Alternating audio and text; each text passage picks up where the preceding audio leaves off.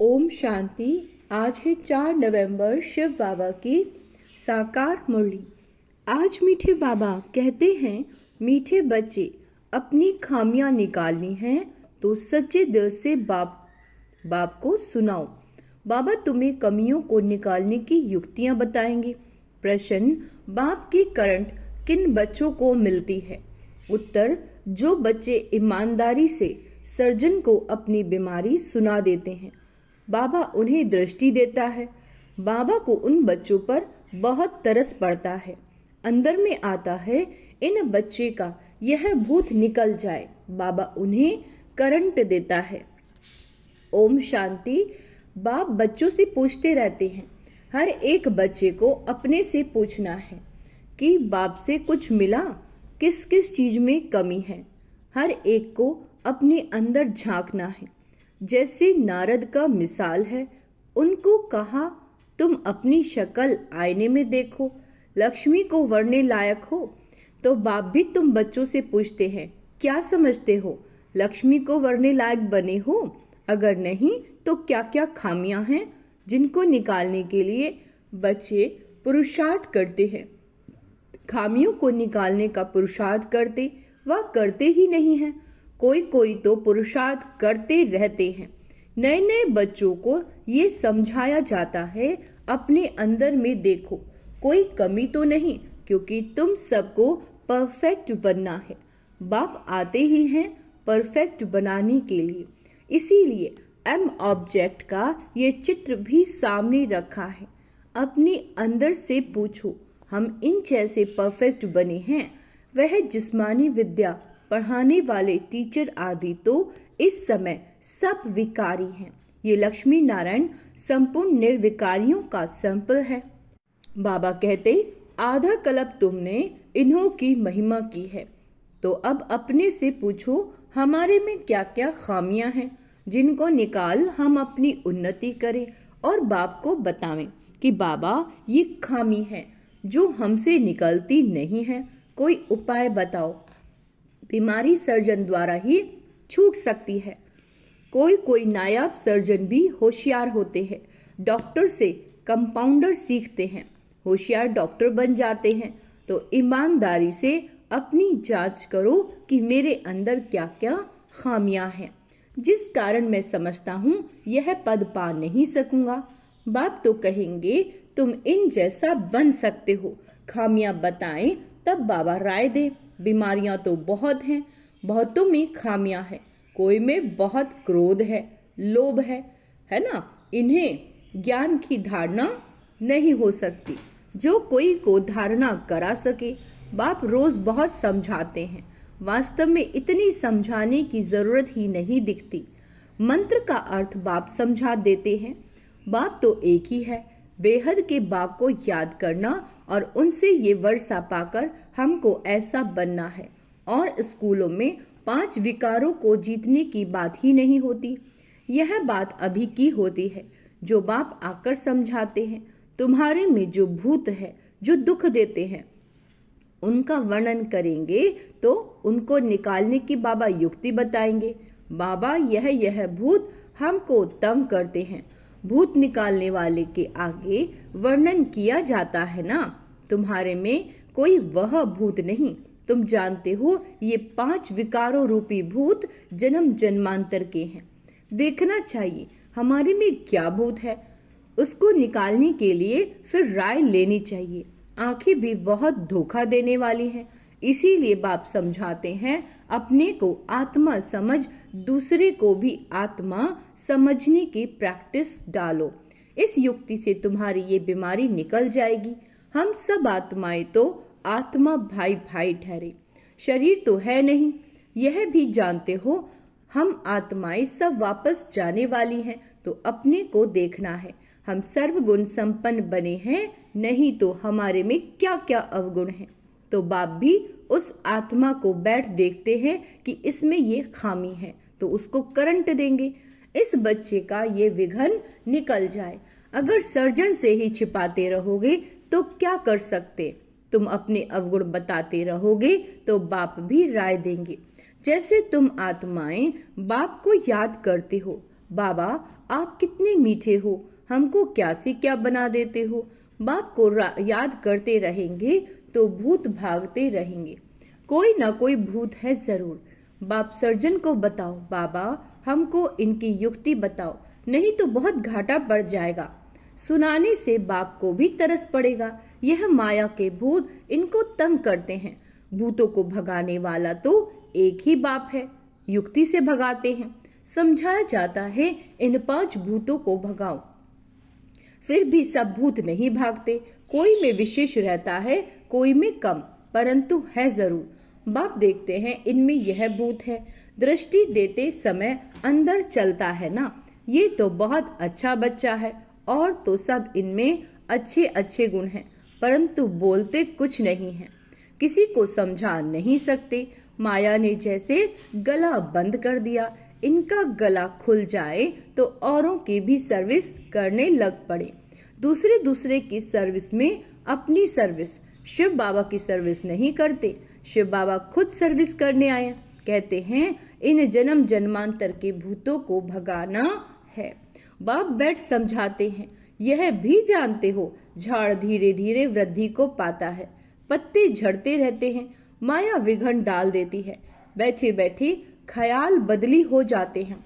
जैसे सन्यासियों को घृणा आती है तो एकदम गुम हो जाते हैं ना कोई कारण ना कोई बातचीत। कनेक्शन तो सबका बाप के साथ है। बच्चे तो नंबरवार है, वह भी बाप को सच बताए तो वह खामियां निकल सकती है और उच्च पद पा सकते हैं। बाप जानते हैं कई ना बतलाने के कारण अपने को बहुत घाटा डालते हैं। कितना भी समझाओ परंतु वह काम करने लग पड़ते हैं। माया पकड़ लेती है। माया रूपी अजगर है, सबको पेट में डाल बैठी है, दुब्बन में गले तक फंस पड़े हैं। बाप कितना समझाते हैं, और कोई बात नहीं, सिर्फ बोलो 2 बाप है, एक लौकिक बाप तो एक सदैव मिलता ही है। सतयुग में भी मिलता है तो कलयुग में भी मिलता है। ऐसे नहीं कि सतयुग में फिर पारलौकिक बाप मिलता है। पारलौकिक बाप तो एक ही बार आते हैं। पारलौकिक बाप आकर नर्क को स्वर्ग बनाते हैं।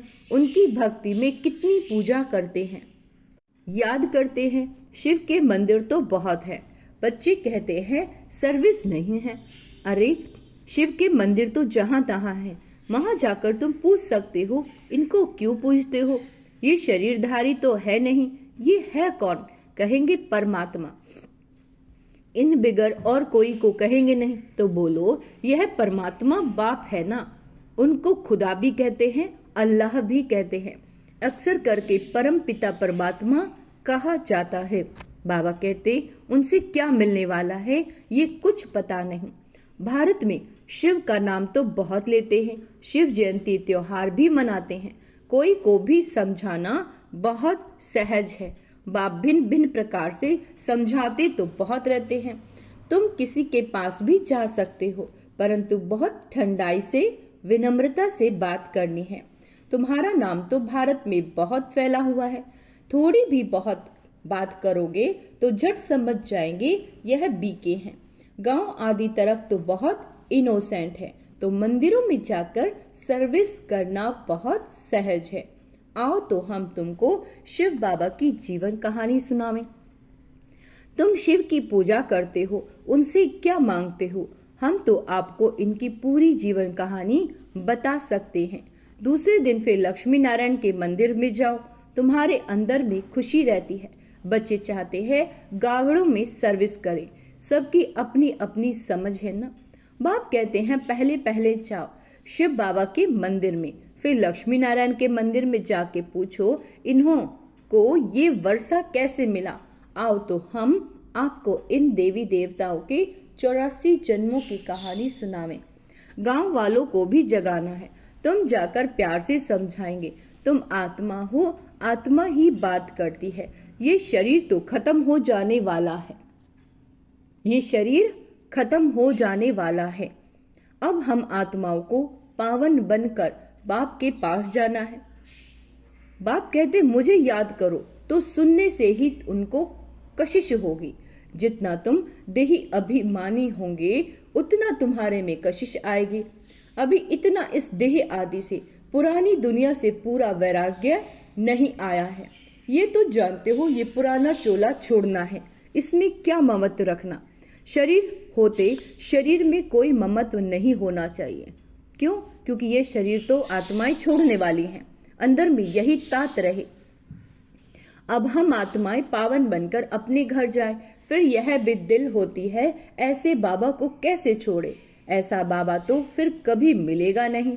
तो ऐसे ऐसे ख्याल करने से बाप भी याद आएगा, घर भी याद आएगा। अब हम घर जाते हैं। 84 जन्म पूरे हुए, भल दिन में अपना धंधा आदि करो। ग्रस्त व्यवहार में भी रहना है ना। उसमें रहते हुए भी तुम बुद्धि से ये रखो कि ये तो सब कुछ खत्म होना है, अभी हमको वापस अपने घर जाना है। बाप ने कहा ग्रस्त व्यवहार में भी जरूर रहना है, नहीं तो जाओगे कहाँ। धंधा आदि करो, बुद्धि में ये याद रहे ये तो सब कुछ विनाश होने का है। पहले हम घर जाएंगे शांति धाम, फिर स्वर्ग यानी सुख धाम में आएंगे। जो भी टाइम मिले अपने से बातें करनी है, बहुत टाइम है। 8 घंटा धंधा करो, 8 घंटा आराम भी करो, 8 घंटा यह बाप से रू रिहान कर फिर जाकर रूहानी सर्विस करनी है। जितना भी समय मिले शिव बाबा के मंदिर में, लक्ष्मी नारायण के मंदिर में जाकर सर्विस करो। मंदिर तो तुमको बहुत मिलेंगे, तुम कहाँ भी जाओगे तो शिव का मंदिर जरूर होगा। तुम बच्चों के लिए मुख्य है याद की यात्रा।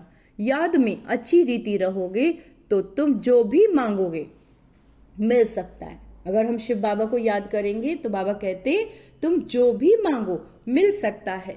प्रकृति दासी बन जाती है, उनकी शक्ल आदि भी ऐसी खींचने वाली रहती है, कुछ भी मांगने की दरकार नहीं। सन्यासियों में भी कोई कोई पक्के रहते हैं, बस ऐसे निश्चय से बैठते हैं हम ब्रह्म में जाकर लीन होंगे। इस निश्चय में बहुत पक्के रहते हैं, उन्हों का अभ्यास रहता है। हम इस शरीर को छोड़कर जाते हैं, परंतु वह तो है रॉन्ग रास्ते पर। बड़ी मेहनत करते हैं ब्रह्म में लीन होने के लिए, भक्ति में दीदार के लिए कितनी मेहनत करते हैं, जीवन भी दे देते हैं। आत्मघात नहीं होता, जीव घात होता है। आत्मा तो है ही, वह जाकर दूसरा जीवन अर्थात शरीर ले लेती है। तो तुम बच्चे सर्विस का अच्छी रीति शौक रखो तो बाप भी याद आवे। यहाँ भी मंदिर आदि बहुत है। तुम योग में पूरा रहकर किसी को कुछ भी कहोगे, कोई विचार नहीं आएगा, योग वाले का तीर पूरा लगेगा। तुम बहुत सर्विस कर सकते हो, कोशिश करके देखो, परंतु पहले अपने अंदर को देखना है। हमारे में कोई माया का भूत तो नहीं है। माया के भूत वाले थोड़े ही सक्सेस हो सकते हैं। बाबा कहते सर्विस तो बहुत है, बाबा तो नहीं जा सकते ना, क्योंकि बाप साथ में है। बाप को हम कहाँ किचड़े में ले जावें, किसके साथ बोले। बाप तो बच्चों से ही बोलना चाहते हैं, तो बच्चों को सर्विस करनी है। गायन भी है सन शोज फादर। बाप ने तो बच्चों को होशियार बनाया ना। अच्छे अच्छे बच्चे हैं जिनको सर्विस का शौक रहता है, कहते हैं हम गाँवों में जाकर सर्विस करें। बाबा कहते भल करो, सिर्फ फोल्डिंग चित्र साथ में हो। चित्र बिगर किसी को समझाना डिफिकल्ट लगता है। रात दिन यही ख्यालात रहती है, औरों के जीवन कैसे बनाए, औरों की जीवन कैसे बनाए, हमारे में जो खामियां हैं वो कैसे निकले। तुमको खुशी भी होती है, बाबा ये 8-9 मास का बच्चा है। ऐसे बहुत निकलते हैं, जल्दी ही सर्विस लायक बन जाते हैं। हर एक को यह भी ख्याल रहता है हम अपने गांव को उठाएं, हम जिस भाइयों की सेवा करें। Charity begins at home. Service का शौक बहुत चाहिए, एक जगह ठहरना नहीं चाहिए। चक्र लगाते रहे, टाइम तो बहुत थोड़ा है ना। कितने बड़े बड़े अखाड़ों उन्हों के बन जाते हैं। ऐसी आत्मा आकर प्रवेश करती है जो कुछ न कुछ शिक्षा बैठ देती है तो नाम हो जाता है। ये तो बेहद का बाप बैठ शिक्षा देते हैं। कल्प पहले मिसल, ये रूहानी कल्प वृक्ष बढ़ेगा। निराकारी झाड़ से नंबरवार आत्माएं आती हैं। शिव बाबा की बड़ी लंबी माला व झाड़ बना हुआ है। इन सब बातों को याद करने से भी बाप की याद आएगा, उन्नति जल्दी होगी। अच्छा, मीठे मीठे सिक्के लदे बच्चों प्रति माता पिता बाप दादा का याद प्यार और गुड मॉर्निंग। रूहानी बाप की रूहानी बच्चों को नमस्ते। हम रूहानी बच्चों की रूहानी माता पिता बाप दादा को याद प्यार गुड मॉर्निंग। नमस्ते मीठे बाबा, शुक्रिया बाबा, शुक्रिया। भूल चूक क्षमा करना बाबा। धारणा के लिए मुख्य सार, कम से कम 8 घंटा बाप से रूह रिहान कर बड़ी ठंडाई और नम्रता से रूहानी सर्विस करनी है। सर्विस में सक्सेस होने के लिए अंदर में कोई भी माया का भूत ना हो। अपने आप से बातें करनी है कि यह जो कुछ हम देखते हैं ये सब विनाश होना है। हम अपने घर जाएंगे, फिर सुख धाम में आएंगे। वरदान है अटल निश्चय द्वारा, अटल निश्चय यानी शिव बाबा पर जो हमारा निश्चय है, अटल निश्चय द्वारा सहज विजय का अनुभव करने वाले सदा हर्षित और निश्चिंत भव। निश्चय की निशानी है सहज विजय, निश्चय की निशानी है सहज विजय। लेकिन निश्चय सब बातों में चाहिए। कोई भी कुछ भी हो रहा है, निश्चय होना चाहिए कि बाबा बैठा है, सब अच्छा होगा। सिर्फ बाप में निश्चय नहीं, अपने आप में निश्चय, ब्राह्मण परिवार में और ड्रामा के हर दृश्य में संपूर्ण निश्चय हो। थोड़ी सी बात में निश्चय में टलने वाला ना हो। सदा ये याद रहे, स्मृति रहे कि विजय की भावी टल नहीं सकती। सदा ये याद रहे, विजय की भावी टल नहीं सकती। ऐसे निश्चय बुद्धि बच्चे क्या हुआ, क्यों हुआ, इन सब प्रश्नों से भी पार सदा निश्चिंत, सदा हर्षित रहते हैं। स्लोगन है, समय को नष्ट करने के बजाय फौरन निर्णय कर फैसला करो। समय को नष्ट करने की बजाय निर्णय कर फैसला करो। अच्छा, ओम शांति। तो आज का स्वमान अभ्यास करेंगे। मैं सदा हर्षित और निश्चिंत आत्मा हूँ, मैं निश्चय बुद्धि आत्मा हूँ। अच्छा, ओम शांति।